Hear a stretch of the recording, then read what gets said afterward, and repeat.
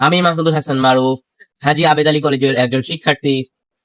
আমি এখন উপস্থিত আছি নরসিংদী জেলার রায়পুরা উপজেলার একটি প্রত্যন্ত গ্রাম বালুয়াকান্দি গ্রামে। আমরা খবর পেয়েছি এই গ্রামে রয়েছে স্বদেশ মৃত্তিকা মানব উন্নয়ন সংস্থা পরিচালিত একটি স্কুল, যার নাম স্বদেশ মৃত্তিকা আদর্শ বিদ্যানিকেতন। এই স্কুলে দারিদ্র ও সুবিধা বঞ্চিত শিশুরা লেখাপড়া করছে। চলুন আমরা দেখি সেই দৃশ্য। এই এলাকার আরেকটি বাস্তবতা হলো এখানকার সরকারি প্রাথমিক বিদ্যালয় অনেক দূরে। এত দূরে হওয়ায় অভিভাবকরা তাদের ছোট বাচ্চাদেরকে স্থানীয় প্রাথমিক বিদ্যালয়ে পাঠাতে ভয় পান। বর্ষাকালের কাঁচা রাস্তা আর গরমের দীর্ঘ পথ সব মিলিয়ে এখানকার শিশুরা ঝরে পড়ে শিক্ষা থেকে ছোটবেলায়। এই বাস্তবতায় স্বদেশ মৃত্তিকা আদর্শ বিদ্যানিকেতন এখানকার শিশুদের জন্য কাছের, নিরাপদ ও মানবিক শিক্ষার একটি সুন্দর সুযোগ করে দিয়েছেন। এখানকার শিশুরা ভয় নয়, আত্মবিশ্বাস নিয়ে লেখাপড়া করছে। প্রায় এখানকার কিছু অভিভাবক পেয়েছি, আমরা জিজ্ঞাসা করবো এখানকার অভিভাবকদেরকে এখানকার অবস্থা। চলুন আমরা অভিভাবকদেরকে আসসালামু আলাইকুম। আপনার সন্তান কি এই বিদ্যালয়ে পড়তেছে? জি। জি, আপনার এই বিদ্যালয় সম্পর্কে মতামত কি? বিদ্যালয় সম্পর্কে মতামত ভালো এবং এই স্কুলের পড়াশোনা অনেক ভালো। অন্য স্কুলও যাওয়া ভাই, আরেকটি স্কুল আছে প্রাইমারি স্কুল, সেটা অনেক দূরে আপনার এখন যাইতেও পারে না, রাস্তাঘাট দেওয়া করে দেওয়া যেন ছাত্রছাত্রী অনেক বেশি, লেখাপড়া তেমন না, কিন্তু এই স্কুলটা অনেক ভালো। এই স্কুলে লেখাপড়ার দিকটা সব দিকটা। সম্মানিত সুধী মণ্ডলী, আপনারা শুনতে পেলেন এখানকার একজন অভিভাবকের কথা। উনি বলছেন এই এলাকায় আরেকটি সরকারি প্রাথমিক বিদ্যালয় আছে, কিন্তু ওই বিদ্যালয়টি এখানকার স্থানীয় লোকদের থেকে একটু দূরে হওয়ায় তারা সাহস পান না তাদের সন্তানকে স্থানীয় প্রাইমারি স্কুলে দেওয়া। এখানকার শিক্ষকরা কি যদি কোনো বাচ্চা স্কুলে প্রতিদিন না আসে তাহলে কি ওনারা মারেন বা কি কল করেন বা বাসায় যান, এরকম কোনো কিছু আছে নাকি? না, ম্যাডামরা মারে না, ম্যাডামরা বুঝায় যে প্রতিদিন স্কুলে আসলে প্রতিদিনের পড়াটা তোমরা করতে পারো, স্কুল যদি বাধা পড়া করতে পারো।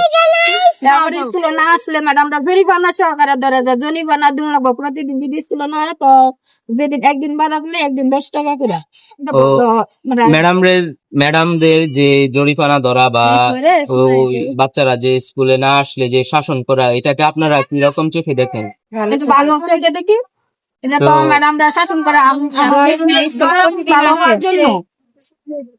অফিসিয়াল কাজকর্ম করছেন। চলুন আমরা এই বিদ্যালয়ের শিক্ষিকার সাথেও একটু কথা বলি। আসসালামু আলাইকুম। ওয়ালাইকুম আসসালাম। জি, আপনার নাম? আমার নাম শান্তা শেখ, আমি স্বদেশ মৃত্তিকা আদর্শ বিদ্যানিকেতনের সহকারী শিক্ষিকা। আমরা আপনার কাছে জানতে চাইবো এখানকার স্কুলে কিরকম শিক্ষার্থীরা লেখাপড়া করছে? এখানে মূলত সুবিধা বঞ্চিত, অসহায়, দরিদ্র আর জড়িয়ে পড়া বাচ্চাদেরকে আমরা মূলত নিয়ে পড়াশোনা করাই। এখানকার শিক্ষার মান কেমন? এখানকার শিক্ষার মান বলতে গেলে এখানে আমরা শুধু বই থেকে পড়াই এটা নয়, আমরা মূলত এদেরকে শিষ্টাচার, মূল্যবোধ, মানবিকতা, মূলত শিক্ষক মানেই তো মানুষ রূপী কারিগর।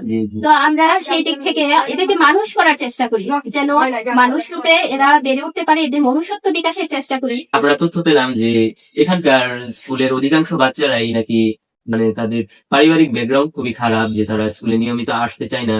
তো সেক্ষেত্রে আপনারা কি করেন? আমি তো প্রথমেই বললাম যে আপনাকে আমরা হত দরিদ্র সুবিধা বঞ্চিত শিশুদের নিয়ে কাজ করছি। বিদ্যালয়টি মূলত এই লক্ষ্যেই দেওয়া যাতে একটা বাচ্চাও জড়ে না পড়ে, সেদিকটা লক্ষ্য রেখে আমরা যদি এরা বিদ্যালয়ে অনুপস্থিত থাকে তাহলে আমরা প্রথমে ওদের সবারই মোবাইল নাম্বার রাখছি বা আশেপাশে যারা আছে এদেরকে খবর পাঠাই বা ফোন দিয়ে খবর নেই কেন ওরা আসতে পারলো না, অসুস্থ কিনা বা অন্য কোনো কারণে, আর্থিক কারণে কি এরা আসতে পারলো না, এটা আমরা প্রথমে খবর নিই। তারপরে আমরা সেই অনুযায়ী বাচ্চা যদি স্কুলে না আসতে চায়, যেহেতু এরা ফ্যামিলির ব্যাকগ্রাউন্ড তেমন ভালো না, অনেকে আসতে চায় না বিদ্যালয়ে, দেখা গেছে মা কাজে যায়, সেক্ষেত্রে আমরা ওদেরকে বোঝাই বাড়িতে গিয়ে যে না, তোমরা তো পরবর্তী প্রজন্মের ভবিষ্যৎ, সেই ভবিষ্যৎ তোমরা তো ঝরে পড়লে হবে না, সেদিকটা লক্ষ্য রেখে আমাদের কাজ করা। আমরা বাড়িতে যাই, ওদেরকে নিয়ে আসি, বুঝাই নিয়ে আসি। আমাদের বিদ্যালয়ের ঝরে পড়া বাচ্চা আল্লাহর রহমতে খুবই কম। জি জনাব শান্তা শেখ, আপনাকে অত্যন্ত ধন্যবাদ, আপনি আপনার মূল্যবান সময় আমাদেরকে দেওয়ার জন্য। তো আমরা আর আপনার সময় নষ্ট করব না। অভিভাবক ও শিক্ষকদের কাছ থেকে আমরা যে কথাগুলো শুনতে পারলাম তা থেকে আমরা বুঝতে পারছি এই বিদ্যালয়টি একটি বিদ্যালয়ই নয়, শুধু এটি একটি মানবিক মূল্যবোধ গড়ার একটি কার্যালয়। এই বিদ্যালয়টি টিকে থাকলে এই বিদ্যালয়ের শুধু শিশুরাই নয়, পাল্টে যাবে এই এলাকার একটি প্রজন্ম। তো আমি হাজী আবেদ আলী কলেজের একজন স্টুডেন্ট হিসাবে এই প্রতিবেদনটি তুলে ধরলাম। ধন্যবাদ।